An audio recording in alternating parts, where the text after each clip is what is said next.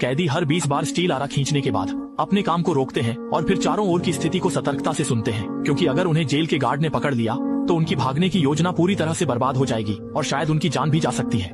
लेकिन यह ग्रिल तो धातु की बनी हुई है, इसे तुरंत काटना संभव नहीं है, इसलिए उन्हें अपने साथी के साथ लगातार बारी बारी से काम करना पड़ता है।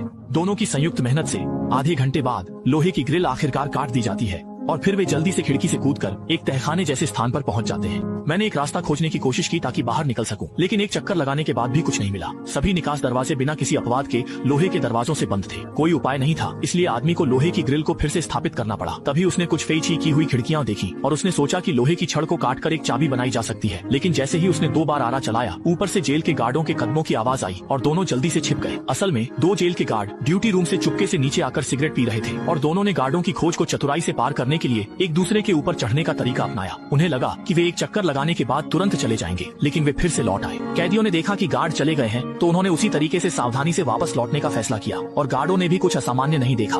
दोनों के जाने के बाद कैदी ने कोई देरी नहीं की, अपनी जेब से आरा निकाला और पहले अधूरे काम में फिर से जुट गया। आधे घंटे की मेहनत के बाद लोहे का टुकड़ा आखिरकार उसके बीच से काट दिया गया। फिर उसने लोहे के टुकड़े को मोड़कर सावधानी से लोहे के दरवाजे के सामने आया और फिर बनाई गई चाबी को अंदर डाल दिया।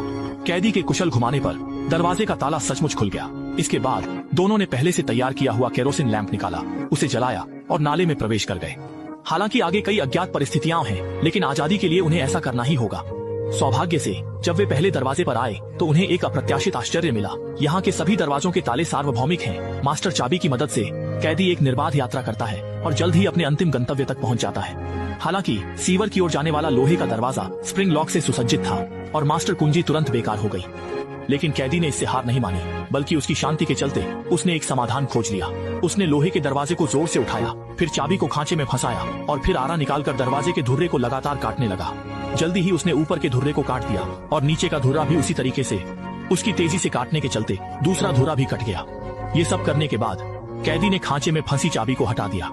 अंदर के टूटे हुए दरवाजे के शाफ्ट को भी हटा दें। ऐसे ही लोहे का दरवाजा उस आदमी ने आसानी से खोल लिया। बाहर निकलने के रास्ते को देखते हुए जो कोने के आसपास था, कैदी जल्दी से नहीं निकला। उसने एक माचिस निकाली, उसे तोड़ दिया और उसे दरवाजे के शाफ्ट के गैप में भर दिया और उसने मास्टर चाबी भी निकाल ली। 2 वस्तुओं पर दस्तक दी ताकि दरवाजे की शाफ्ट का अनुसरण कर सके। ये सब करने के बाद कैदी लोहे का दरवाजा लटकाने के लिए इंतजार नहीं कर सका। उनकी एक कोशिश के बाद न केवल उन्होंने निकास को सफलतापूर्वक खोज लिया, बल्कि उन्होंने लोहे के दरवाजे को चतुराई से भी ठीक कर दिया। अगर जेल के गार्ड यहाँ आते तो भी उन्हें पता लगाना मुश्किल होता। दरवाजा बंद करने के बाद दोनों ने उत्साह के साथ नाले में प्रवेश किया। जब वे पहुंचे